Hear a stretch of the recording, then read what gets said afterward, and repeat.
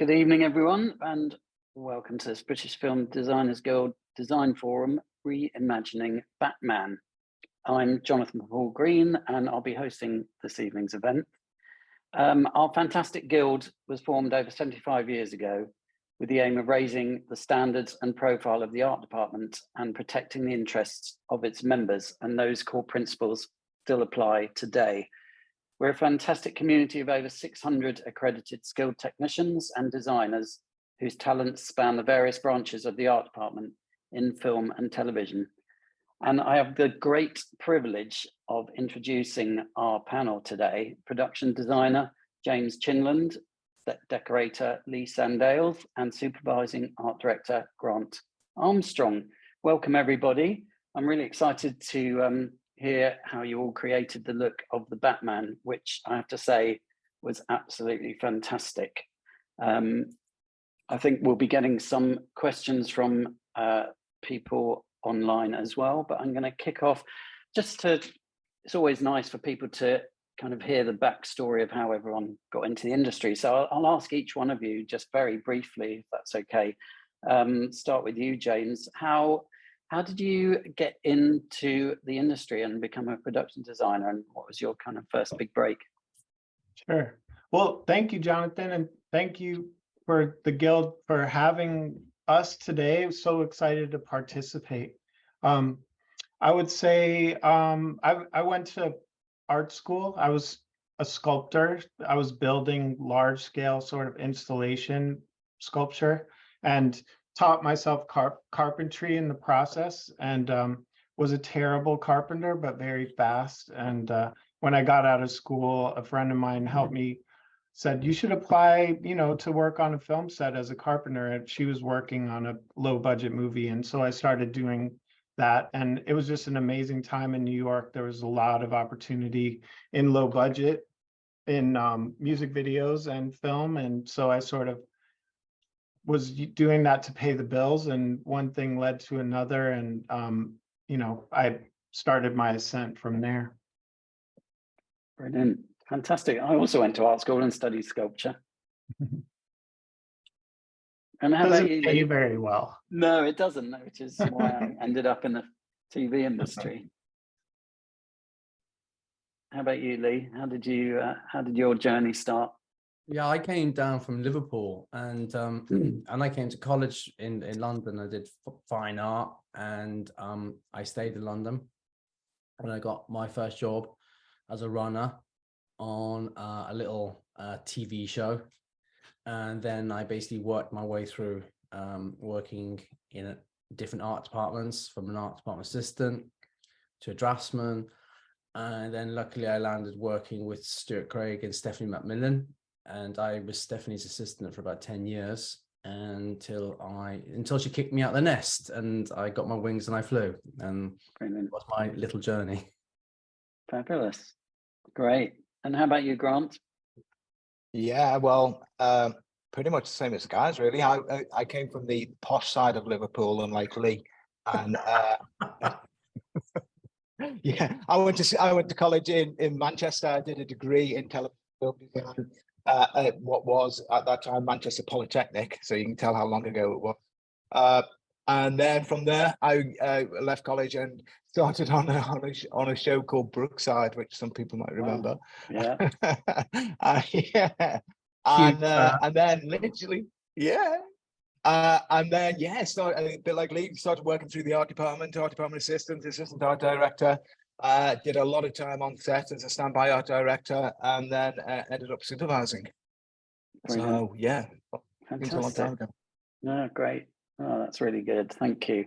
So let's get on to the Batman. I believe this is the 9th iteration of the Batman series. So my big question, starting with you, James, how do you come up with a unique take on what has kind of already gone before in previous versions?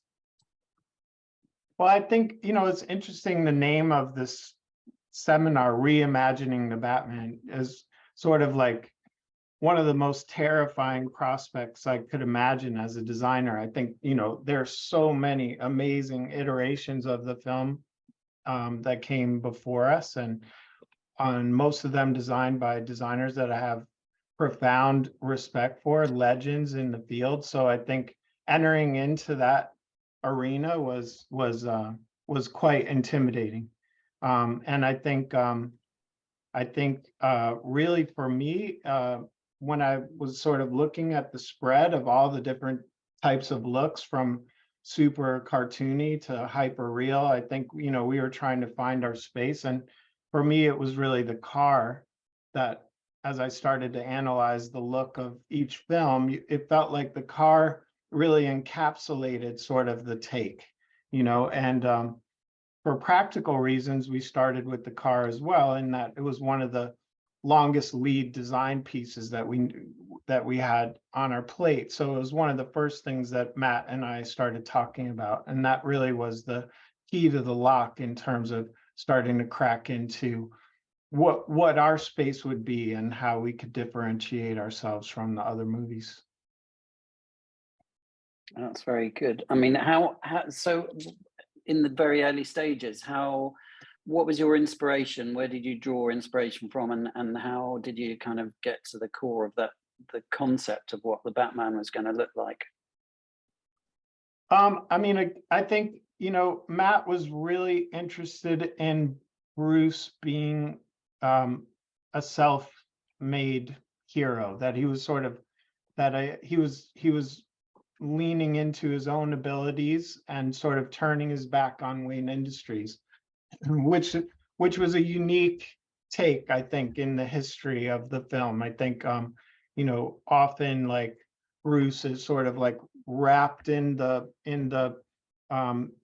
machine of Wayne Industries and leans into that in terms of like, sort of a James Bond sort of aesthetic, where like Alfred, brings him his new tools and he can look at them and sort of assess. I think here Matt was excited about the idea that Bruce would really be standing on his own feet. And so that informed the design of the car, and that like we wanted to make sure the car felt very much like something he could have built himself, which I think again was a departure from the previous movies. And so I think that led us into this sort of DIY aesthetic where you could feel him as like a car head who was like under the hood taking pieces and assembling them simply for the practicality of the mission, as opposed to creating a beautiful design object. I think we wanted to make something super aggressive and raw. And so that started to open the door on the car, which in turn informed the rest of the movie in terms of, well, if Bruce is in this kind of crumbling empire, then what does that mean for where he lives? And so we started exploring ideas for Wayne Tower. It always had really bothered me, the idea of Batman living in the suburbs in some manner, and being removed from the city. So I was really excited about the idea of him living at the top of this crumbling office building that reflected sort of the decay of Wayne Industries and its former grandeur and sort of the current state. So I was super excited to, with Matt to anchor that squarely in the center of Gotham, and then extrapolating that out to the Batcave and saying like, well, if he's living in this tower, what is this cave? And so, as you can see, it was sort of a chain that just started happening from the design of the car. Each thing sort of started opening the next set. And it's one of the great pleasures for me being able to work with Matt. He invites me in super early in the design process as he's writing. And so we can kind of like hit this back and forth, and the design can inform the development of the script and vice versa. So it's a super holistic process there. Yeah, that's great. I mean, it's I guess a bit of a luxury to kind of be involved at such an early stage, isn't it? And to be able to kind of create a whole world from the ground up, I guess that's kind of every designer's dream, really, isn't it? Well, and working with a director who writes their own material, I think like again, is just such an amazing privilege to be able to work with Matt, because he has such a strong command over the word on the page and the structure of the narrative, and he's so clear in terms of what he wants. It makes the process of sort of like exploring together very direct and efficient. You know, I think it's just a conversation between Matt and myself in the beginning, and it makes it such a joy to be able to go to him for the final answer. And over the last, course of our collaboration, we've developed a real confidence in each other. So I think, we have a real understanding, which made it on a project of this scale was just so helpful, to be able to trust that we were doing the right thing and have his support. And was it kind of mostly just the two of you that kind of fixed the look of the movie, or was there much involvement from the studio or any other people? No, I mean, I think, Greg Fraser, our cinematographer, is obviously a big piece, I think, and we knew early on that Greg was going to be shooting. And so I love Greg's work and consider him a good friend as well. So it was a pleasure to be able to try and link up in that way. But I think in terms of the design thrust, it was just me and Matt. I mean, and I think studio was obviously supportive and involved, but I mean, I think Matt has such a firm grasp on the material and had the trust of the studio. So it was a very short circuit. It was just between me and him for a long time. Fabulous. I mean, that kind of brings me on to bringing Lee in actually and asking you about the set deck process and how you go about doing your job, particularly on the Batman, and how that kind of meshes in with what James is doing. Well, James brought me in really early as well, actually, and that always helps having a significant amount of preparation. And just to reiterate what James was saying, the words which you need, Matt writes down in the script, and it's very easy to pick up on the themes that are running through his head because it's all there. When we were doing the Batcave through, whether it's written as a stage note or whether it's a part of the dialogue, we were able to pick up certain processes which we knew we needed to embed to tell basically the story. Bruce is there as Batman, and he had to survive. He had surveillance. He had ballistics. He was making his own suit and like the muscle car. And from each of those themes, you could expand it into the car needs like a garage. To understand how a bullet works, you need to have like a shooting range. He's training, so you need a gym. And we were able to actually map out all those things as part of the design process with James, and we were able to expand upon them and tell a really good story. I mean, one of the most fascinating sets in the film for me was actually Catwoman's apartment, because she had never had one really. She had had one in the Tim Burton version, which is the Michelle Pfeiffer version, but we wanted, which is very much what our Gotham is about. It was a real gritty place. You could, the textures within the film, you could almost smell it when you were watching it. But Catwoman's apartment to me was like a challenge, because it was like part of it was meant to be Selina, just like Bruce is upstairs, and then downstairs he's Batman, and with her it was almost the moment she crossed the threshold of walking into her bedroom, she became the Catwoman. And it was all of that, all those kind of thoughts and ideas and processes literally were lifted off from the words of Matt's script. And his input is so brilliant, because it's just yes and no. And generally we always got a yes, right, James? Because it was easy to follow him. We're so good. Yeah, it is. Yeah, it's such a great way to work, though, isn't it? When you kind of just got one person to kind of answer to, and you get a much clearer vision. I feel like the product is always so much better when it's not designed by committee.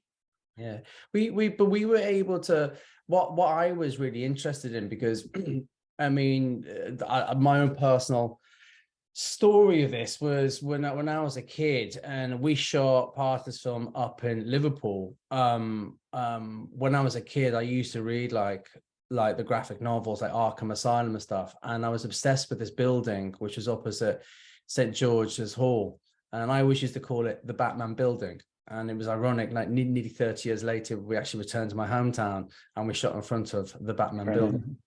And part of that is like, from the graphic novels, which I had stayed in my head, I really wanted to indicate as part of the set dressing, almost like motifs that had been present and had stayed with me since I was a kid. And, you know, and in Catwoman's apartment, there's like notes to, you know, like a climbing equipment, you know, the bed is actually has claws on it. That's like the shape of a cat. Like the Riddler's apartment that we'll probably actually talk about later, but, you know, it's just crazy. And the tiles were made of like crosswords, and the Penguin's, you know, kind of office was made of crystal to look like ice. And it's just like, you know, there were little nods, but playful motifs, which yeah, which I really liked putting in, actually. Yeah, no, that's great. Those sort of personal touches are what's kind of sets it apart, isn't it, really? And I've got a later on question, but it kind of leads me into, and I'll ask all of you, what was the set you're most proud of in the Batman? You may as well carry on, Lee, because we're talking to you, and I'll ask Grant next. Probably the Riddler's apartment. Yeah, I love that one. I've actually written it down. Must have been a set deck stream. I think we actually built a proxy set in like the prop room, because it was such a detailed dress, and James and I would actually visit every other day. And James, you know, how many layers were actually in that set? I just lost count of it in like the end, but it was possibly the most detailed set which I've ever dressed. And yeah, there was a subversive element to the whole thing, which is when you first enter the apartment, you know, there's a kitchen, but in fact the kitchen's been actually converted to a bomb making factory. You walk into like the living room, and it becomes this ostentatious kind of like study where he's assembled like these endless notes of the history of Gotham, you know, down to our amazing graphic designer Laura Dishington had created this wall, this it was like a mosaic of just like the history of the Wayne family, and it was so detailed. It was the graphic design was very strong on this movie. The thing about the Riddlers, I'd say, is it really was like a visual representation of the madness of his brain, and sort of also outlined the detail of the entire film. So in a way, it's sort of a temple to Matt Reeves's intricacy, you know, because each prop was so specific and so loaded, and there was so much detail in each prop along the way as we made the movie, that then by the time we got to the Riddlers and you could see it all unfold in front of you, I think it really was like somehow, to me, it felt like a testament to Matt's dedication to the project, that you could see something that complicated, that each object in the space was loaded with meaning and tied back into the narrative, as well as Paul Dano. I mean, I think he was amazingly detailed in the construction of his character, and was a huge help in terms of knitting that space together. He was a huge help. He was brilliant. So did he have some input then on the kind of how it turned out? He did go into the set and step through it quite a lot. He went with you a few times, right, James? Yeah, and he was, you know, as he was building his character, I think there was a lot of conversation back and forth. I think he wanted to make sure that we were understanding his take and vice versa. So it was a really nice collaboration, calibrating the space with his character. And I think we had that with Zoe as well in the Catwoman space. Yeah. I found the whole process on the film as well. Just this was like, you know, we had Greg, who was our DOP, and Jacqueline, who did all the costumes, and we had Dominic doing our effects. the whole team was a very tightly knit, and we were in and out of each other's pockets, and it made the whole experience very cohesive, and we were all close all the time. And I found that such a brilliant experience of just like working with such brilliant people. I think that really comes across. You can see that in the movie. It's got a very, very strong visual identity, and I guess you only get that by everyone working very closely and in harmony. And how about you, Grant? What was the set that you were most proud of? Just a quick one on the Riddler set. I think you Sure. should talk to Arwell, who our standby art director. I think it was his least favorite set because it had so much dressing in there. I think it was. But and no, then it was huge a scenes set. with like 15 police officers, and I mean, it was a nasty little nest of complexity for Arwell. Yeah, it really was. Yeah. I remember. I actually remember James actually going away, and you left the set, I think, for about a day, and you came back and you said to me, "There's even more stuff. How do you get more stuff in?" And we were just cramming it in. Yeah, no, it was a gorgeous set. I suppose my favorite set on the whole film was we built this backlot at Leeson, and which I think when you see it in the movie, I think you think it's a location because it looks because it just looked real. So, but it was this huge backlot with lots of composite sets in. They had it was one big main long like anchorage, the bottom of the bridge, with an L train section, which is similar to the Chicago train system. And then from there was streets, there was alleyways, there was Selena's apartment around the back. It was what I think is a spectacular set. It was one of those things that you never get to do. Well, I've never done anything quite of this scale before. And I think what really helped was the fact that this is one time when COVID actually did help us, because literally it kept getting pushed. So it kept getting pushed again. So we could put more and more effort and detail into it.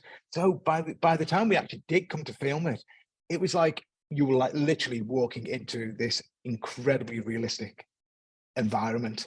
I've got a few pictures which I thought was worth kind of sharing. Yeah, I'd love to see those. I'm sure everyone would. Yeah. Let's have a little look. Can I do that? What can you see here? Can you? Yes. Yeah. Yeah. I mean, that's kind of what you saw on the film. It was obviously a great deal of the film was at night, and it was all in the rain. So that was obviously the aesthetic, and that's what it was going to be. But I think what you didn't quite see was the amount of detail that actually went into this particular backlot set. This is kind of just the layout for it. So it was huge. It was a huge area, and we started from scratch. So we started with literally with just the dirt down in the backlot next to the Harry Potter set, which was to the right hand side. And what we had to kind of figure out from day one, it was almost like building. It was almost like town planning. So James Lewis, our art director for this set, he became a town planning manager. So from everything, so we started off with all the pipes, all the drainage, all the electricity ran underground. With the amount of rain, we had to have real drainage systems. The whole thing, it was as if walking into a city. Yeah, we basically we had to get an idea. Yeah, we had to install all the street lighting, and each shop actually truly functioned, and you can walk in and out of each of the shops. They had real interiors, and the lighting throughout the whole set was all embedded. It was possibly one of the most impressive sets I think I've ever seen in my whole career. It was incredible. Yeah. I love the curved fronted bar that the Riddler ends up captured. The diner here on the left hand side of the diner. Yeah, it reminds me of Edward Hopper painting. that picture is so There you go. so nice. I love I mean, Andy Evans and his team just did a mind-blowing job. And one of my favorite things is what they did with the asphalt and the sidewalks. I was super uptight about all that stuff because I feel like that's where you tip your hand, and they just the decay and the wear and the love that you can feel in all the concrete work, especially. It's a small amazing detail, but I actually think it really anchored. Really did. You're right. It's an important detail, isn't it? Which is really hard to do when you're pouring it fresh, you know. Yes. But they did a beautiful job. And there's Grant, the center of the yeah, up there, the keystone in the arch. Oh yeah. Ah. Oh man, what about that? Yes. Yeah. And there was a little bit of set dressing going on down there. Yeah. Amazing. Brilliant photos. Yeah, no, it's one of those things that I don't think you actually got to see on the actual film, which is not usually that the sort of case detail. anyway. I mean, it's absolutely superb. But again, when you're saying about the graphics, the graphic team, it wasn't just the hero graphics, it was the amount of dressing that these guys put into it, and everything had to be created from scratch. So the whole Gotham look,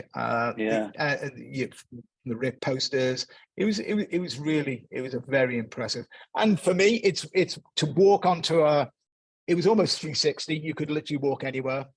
There was some blue screen down at one end and a little bit of blue screen at the other end. But throughout that, basically everything was in camera, which is amazing. That's what I love about the film business. I love the fact that you can walk into somewhere and you can transport it into somewhere else. That's kind of the magic, isn't it? Absolutely, yeah, absolutely, yeah. So the streets, the detail that went into this, and as James said, the construction guys, all the construction guys from every different, from the plasterers to the metal workers to the painters, to everybody, they put their heart and soul into it, and it was you could tell, everyone, and that was in Selena's apartment, and everything, like I said, there was a lot of composite sets within here, so it was a set within a set. So that was actually looking out onto the backlot. That was set, yeah. So the billboard through those windows, that was where Batman was watching Selena from the windows. So the whole thing was fully practical. It was as if you were actually, you could actually Matt and the team could literally shoot anywhere they wanted, pretty much. Which basically that whole build was designed around one shot, which was Selena's entry into the apartment and her interaction with her roommate, and then she goes into her bedroom and changes into her Catwoman look and then jumps off the balcony and heads off. I mean, that was something that Matt had conceived, and then that basically informed that whole build. Basically was that one shot journey. And how long did something like that take to build from the start of construction to be camera ready? I think initially, I think it was 3 weeks. I think it was it might have been 3 months. Sorry, not I was going to say I think it was 12. I think it was 12 weeks to start with, but then of course when we closed down, when everybody closed down, and then because of scheduling changes and everything like that, the actual backlot kept getting pushed back, so we were able to put even more time into it, which was it naturally aged. It naturally and it naturally aged. Exactly. Between the 6 weeks we were away, we'd closed down for, it looked even better when we came back. Amazing. And yeah, so I would say that was my favorite set. Yeah, that was my favorite set. It's really spectacular, no question. And while we're talking, Grant, just a kind of logistics question: what size of a team did you have on this movie, and how do you manage that amount of people and coordinate everyone? I think we had a core team of like 30 throughout the whole film. So there was 5 art directors, 5 assistant art directors. We had, I think, the graphics team, we had 5, a core team of 5 people. But I think at the height when we were literally just before we were getting going, we probably had 50. We also had a whole action vehicle team. We had where there was, I think there was five guys from doing modeling to designing to the other vehicles. So it was a substantial amount of people.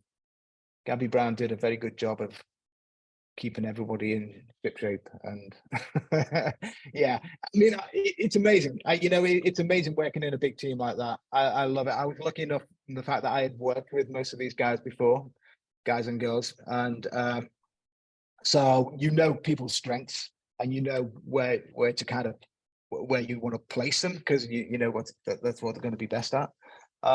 So that always helps for me. I also, to me, it's all about teamwork. I think you've got to be able to get on with, everybody's got to be able to get on together. We're all, everyone's there just to do the best job that they can. So, and have a bit of fun too. And that's certainly what we did. It was a great team of people, really talented group of people. And it was fun. It was a really fun job. It was a really nice job. So important, isn't it, to have that fun element? Really makes a difference. Absolutely.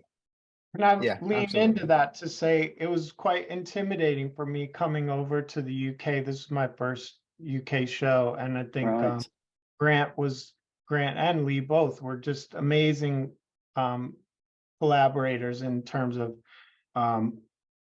being so welcoming and sort of integrating me in with what was an incredible team. And it was such a privilege working with the whole group. I mean, it was a joy from beginning to end. And were you able to bring anyone with you from America? Sorry, Grant. It's okay. James, were you able to bring any of your usual team over with you, or was it all you? We brought a few people, a few like particularly related to the car. There was some technical team that came over, but on the whole, I was really in the hands of the UK team, and yeah, I mean, it's just an incredible achievement, and it was so. I was so nervous. We had started the design in the US, and then bringing it across, it was a very fragile transition, and Lee and Grant were both so patient with me as I was sort of kicking the tires, making sure that things were going to land well. And in the end, obviously, so proud of what we did, but I was so grateful for their help in making that transition, because it was a big jump. Yeah, we did have one of your guys, Tad, come over. We had a guy called Tad Davis come over from the States, who is very basically our VAD art director, who was unbelievable, because I think between us, I'd never actually used VAD before, and so he kind of took over that whole world, because everything was modeled. And as James was saying, was modeled in the States, and it was a very new thing, especially to me. It was new for everyone. So, yeah, we did. I think this was the first movie where I had done The Lion King before this, where we had shot the whole movie in virtual reality. So I had a real crash course in those digital tools, and Matt was super excited about the idea that we could build the whole world in the computer, and that he could previs the whole movie in VR. And this was really the first film that I'd ever worked on. And I think one of the first, I mean, I don't think we were the first to use the tool, but I'm quite sure that we were the first to use it as comprehensively as we did in an actual live action shoot. So Matt basically could experience every set in virtual reality with Greg and Lee and the whole team. I mean, we could all go into the spaces. Lee would have sessions dressing the set. Greg would have sessions lighting the set. Matt prevised every scene in the computer. So it really was an incredibly efficient process. in terms of what we used to do, where you'd like stick frame a set and sort of get a feeling and guess and see how it might feel. Matt could really experience it, and the team as well. So I think we could all go in and check, like if Lee had a, you know, a particular piece and we wanted to see how it would fit. I mean, we just go into the room, and Grant's referring to Tad, who was our visual effects art director and a longtime collaborator of mine, and yeah, it was a unique thing, and I think the world is catching up to that. But it was exciting to be in those early days. One of the leaps, one of the leaps for me that James is actually talking about was on like the Gotham set. It was really hard because the set was so massive, and we had to lay in, as Grant spoke about earlier, all the infrastructure to power and to allow water transfer throughout the whole set. And so me, James, and Greg, we basically went into VR, and we were able to place every street lamp and then create the illumination of the street lamp to allow Greg to know exactly which parts of the set would actually be lit. And then we just went for it, you know. And is that a real-time process? Can you, like, you know, Yeah. as you're looking at it, you can move things and change lighting and... Yeah. And then Ben, who was working with me, Ben Branch and Grove on like the set, he was working with James Lewis, and then together the VR would go out, transferred onto a dressing phone, sent out, and then everything was just actually installed. It was Wow. it created a real leapfrog on so many processes. It's great. God, that sounds like the future. That's amazing.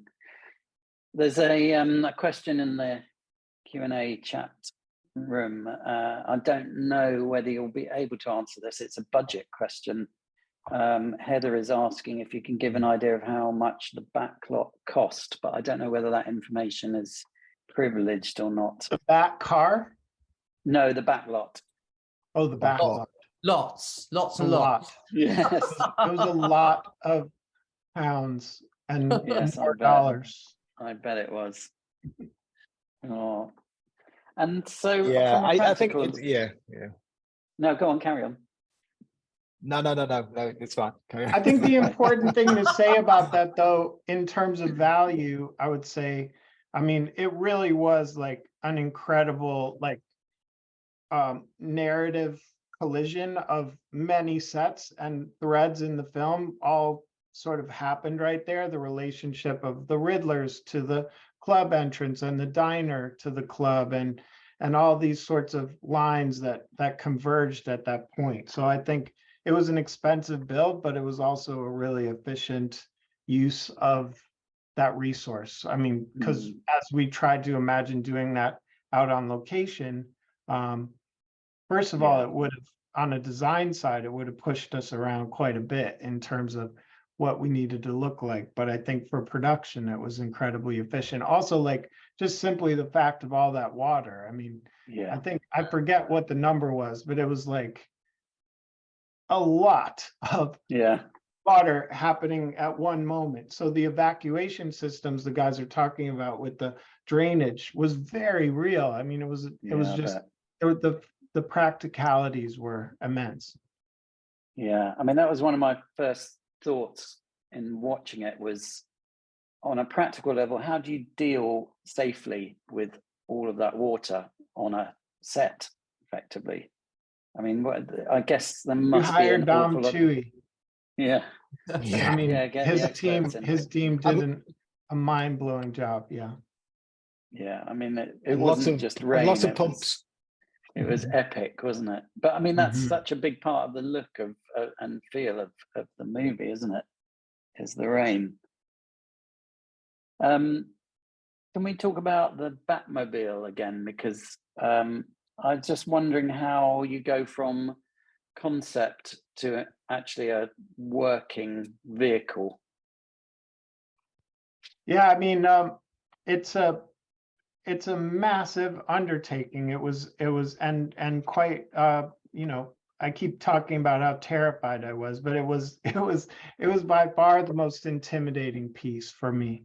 I think not only for the practicalities of the build, but just simply the fact that, like, as I describe it, I think, you know, they ask every chef to scramble an egg. I think for me, like, I feel like the designer gets asked to make their Batmobile, and it's sort of like, it sort of sits there for the rest of your life, and as I said, going up against all these incredible pieces of design that had come before us, it was very intimidating. But we had an amazing team of artists that were working on it, and I think seeing them all come together, I think on the concept side, some beautiful illustrations from Ash Thorpe and Ben Last, and a really amazing group of illustrators. And then leading that into the technical side in 3D, we had Joe Hero was our vehicle art director, and he was so skilled and detail oriented in terms of breaking it down. So I mean, it really, when you see a clay model and all those things in car manufacture, I mean, we went almost that far. I mean, I think it was a huge group, and they were the first people in on the film. So I think it was over a year of design development before the build started. And then Dom Tui and his team, I mean, just incredible what they did. I think what we're most proud of in the car is that this is the first Batmobile that does what you see. We built 4 of them. I say we, I really mean Dom built 4 of them. 1 electric and 3 combustion models. And just, the stunts that they pulled off with that car, everything you see in the film is actually happening, and for me, that's the proudest moment, is that not only did we build a car that I think looks great, but actually could do what you saw it do. Yeah, I mean, the car chase with the Penguin was really quite epic. So visceral. Yeah. I know. I can't imagine how much planning went into that. And how long was the shoot just for that sequence?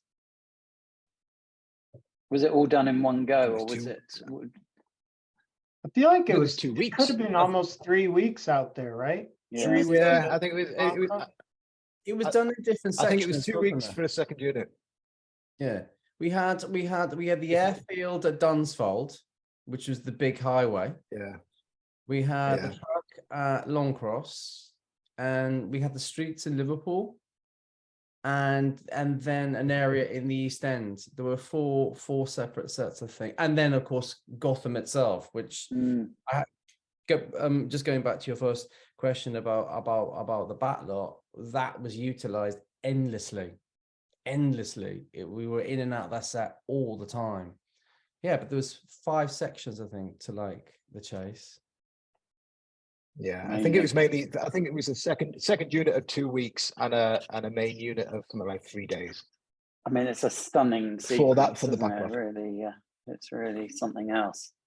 I did all the driving, just so you know. There's a question. Yeah, sorry.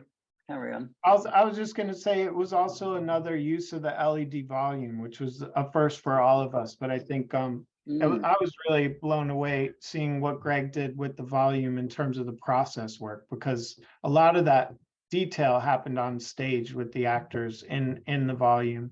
And it's an amazing tool in terms of in-camera realism. Yeah, I was going to ask about the LED volume because that's obviously a big part of this movie.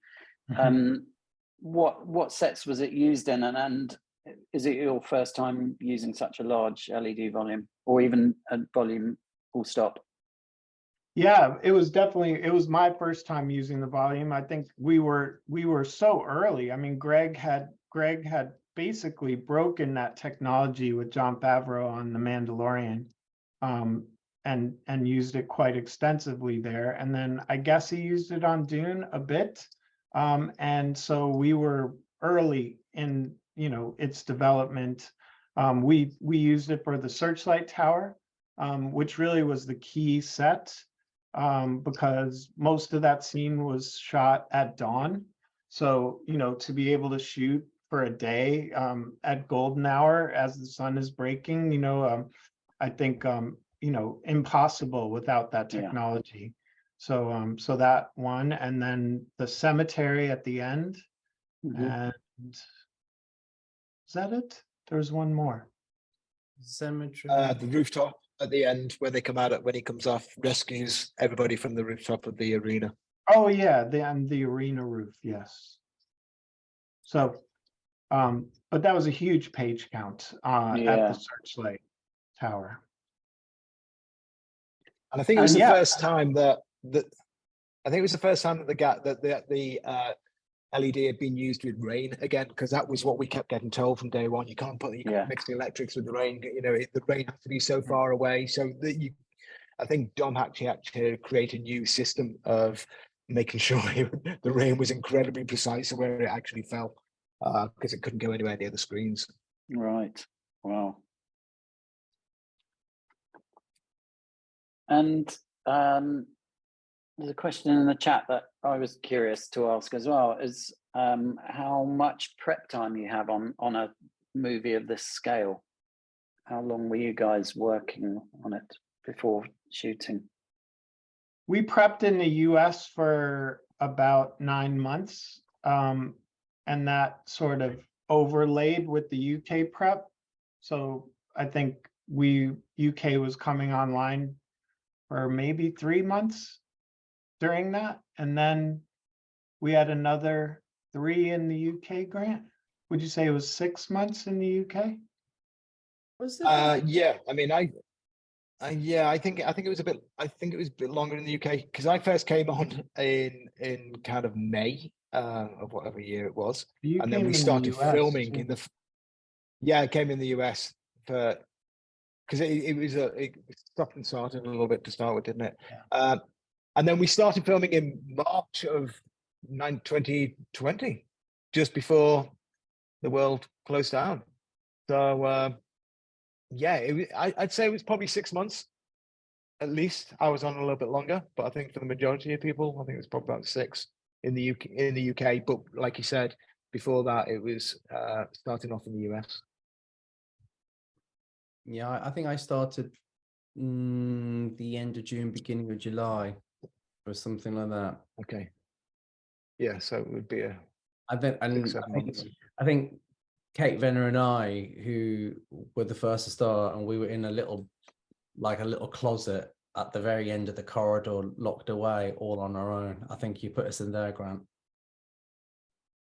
I've never put you in the closet, Lee.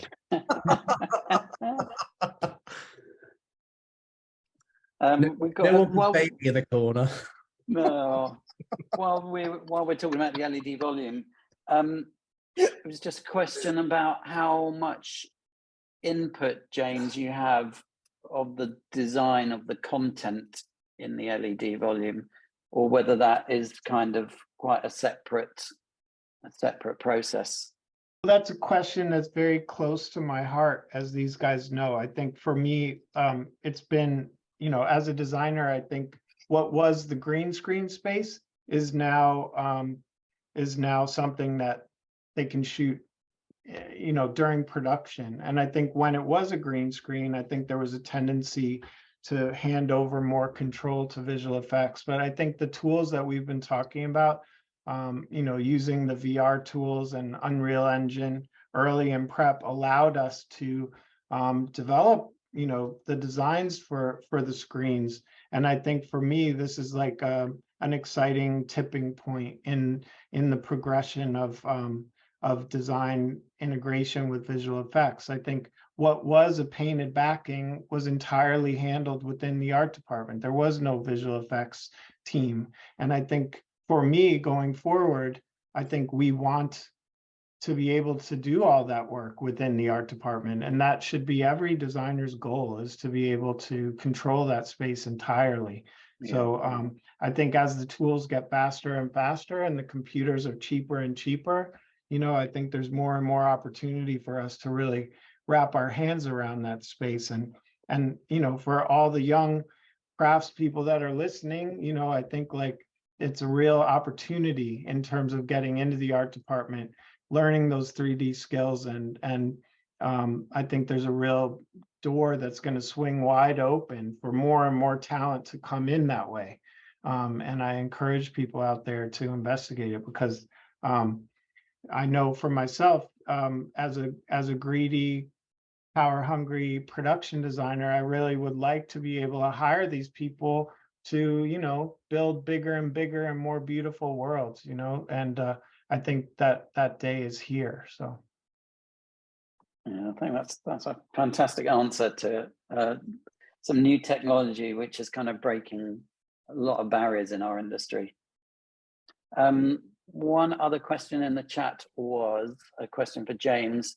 As more and more US productions are moving to the UK, I'm interested how you found working in the UK and how the processes may differ between the US and UK art departments. I had an absolutely brilliant time in the UK. I think the level of craftsmanship is can't be beat anywhere else in the world, in my experience. I think I think the level of dedication and detail that people bring to their work is mind-blowing. The one thing I will say, I think the digital tools, I think, again, talking to young people out there, I'd say, like, I think there's real opportunity in the UK for more people to learn, 3D software and digital in the digital space. And I think that's a great way if you're young and trying to get in and sort of get an edge within the art department. I think that's a great thing to focus on, because I think maybe that's not quite as strong as what's happening in the US. But I think otherwise, across the board, I mean, I think like graphics, construction, obviously Lee's team and all the set deck team and the art directors and Grant's team, like, I mean, just amazing work. So it was a privilege for me to be able to make this movie in the UK. And I think it wouldn't have been nearly as beautiful if we hadn't. So felt lucky. From my side, when I've worked with a designer from the States, I think what's also nice, particularly for me, is how integrated the prop side is. So Jamie Wilkinson, the prop master, and I work so closely together on absolutely everything. And James, am I right in saying that sometimes it's run as two separate entities? Yeah. So on our side, it's a much more integrated world. Yeah, it's interesting. I think the prop master is, in my experience, is kind of the most different role between the US and the UK. But Lee, I know you touched on it before about the lighting, but I was really curious to know about the on-set lighting, because it was such a big part of the look, and your thoughts on that and how closely you work with the DOP.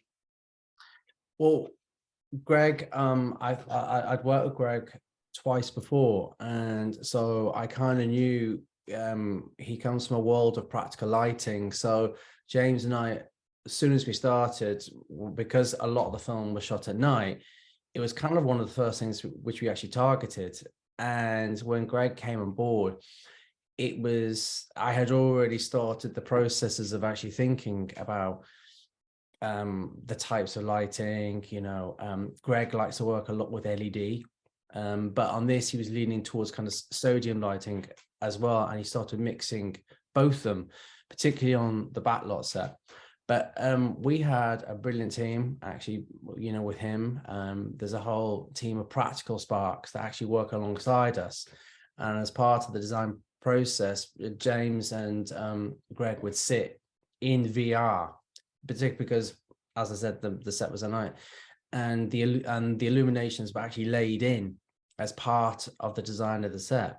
So it all became just one world. And we basically actually provided Greg like multiples of everything which he actually needed, and then it was slowly dressed in as part of the dress of the set. But Greg's just so brilliant to work with, because he's just so clear about what he needs and what he wants. And what I found was, because he leaned into a lot of LED, everything would just run back to a desk. So he would just change the intensity of the lighting whilst you were in the set. So we could go from 100% down to 10, back again, and the balance as he shot was adjusted actually throughout the day. And yeah, it made it really easy, I have to say. That's great, thank you. We just got a very few minutes left, so I'm going to just try and whiz through a few last minute questions. With Gotham being a fictional city that's similar to some cities in reality, how do you guys balance being influenced by real urban environments while still creating a whole new world? Gosh. I'll say, I mean, I think as with all things in the movie, I think for Matt, the most important thing was to deliver something that felt entirely grounded. Yeah. And so I think it was a real challenge to come up with a language for Gotham that delivered for the fans, which we all sort of know this idea of what the city could be, and something that felt real.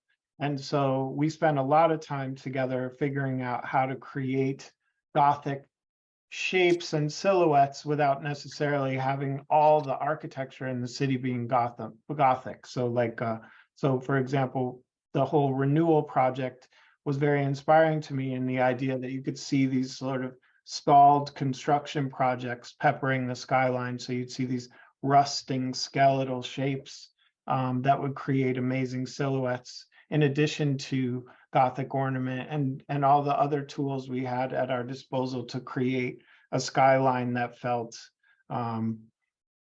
sort of in the traditional Gotham way, sort of like spooky and mysterious, and at the same time, you know, in a daylight moment, you could look at it and believe that it was entirely real. So that was the balancing act that we played as we tried to land on that look. I mean, I think you all did an amazing job. I have to say, we've literally got 2 minutes left. So I'm going to kind of start wrapping this up. But I just want to say you are absolutely worthy winners of the BFDG award. I think what you did was nothing short of miraculous. It was just, you really nailed it. I think it was such an impressive look on so many layers and so many levels. And just wanted to thank all of you for giving us a little bit of insight into the Batman. It's a great movie, and for those that have not seen it, please go watch it. It's fantastic. Just to wrap up, if you want more information about the British Film Designers Guild, including membership, you can go to britishfilmdesigners.com, and there's lots and lots of information there, and we welcome all people. And I think, you know, I think what you've done is you've shown just what an amazing art department can achieve, and I thank you all for that, for your efforts. It's amazing. So thank you all for watching. Hope you've all enjoyed it. It's been really great chatting to you all, and good luck on all your forthcoming projects.